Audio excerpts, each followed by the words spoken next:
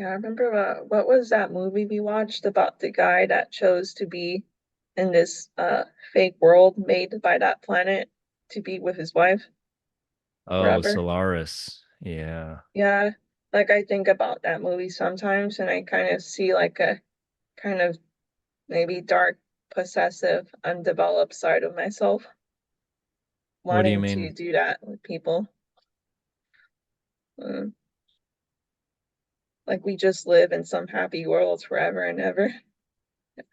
Yeah, it's a really sick thought, but it's very understandable and it's sickly comforting.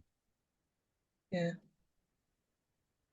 Yeah, so while I was kind of disappointed in his decision in the movie, like when I think back on it, I kind of understand it and kind of relate to it.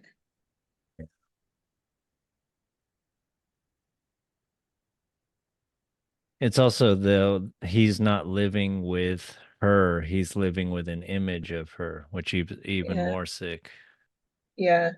I mean, Oh yeah, I it's a forgot that very part. detailed and informed image from his interactions with her. And you could even say it's informed by maybe things that he's heard about her from others when he Hmm. wasn't around, so it's an idea of not only who she was with him, but who she was with some others even to a good extent. Yeah. But still, it's not her. Yeah. And inherent to her is that she dies, which she Mm, already has. yeah. It's not Yeah. accepting her totally. It's not accepting her as not anymore, as being dead. Yeah. Yeah. And like now you remind me of that part. It kind of reminds me of like uh AI as a kind of Solaris. Uh Giving you especially what with you want, yeah. reflecting what you So want back.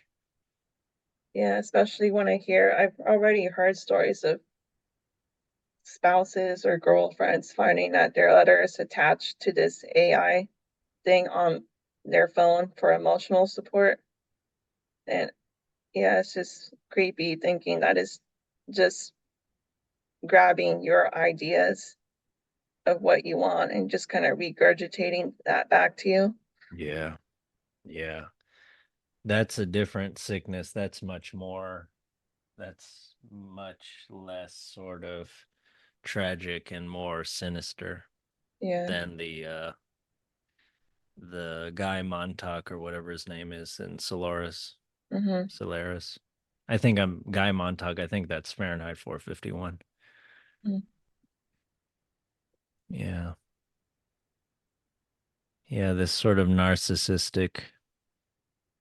Yeah, I think back to Plato and how like the most unhealthy ways of being are the also the most immature, the most uncontrolled, and how something about happiness and goodness for a country as well as a individual human being has a lot to do with development and discipline, virtue.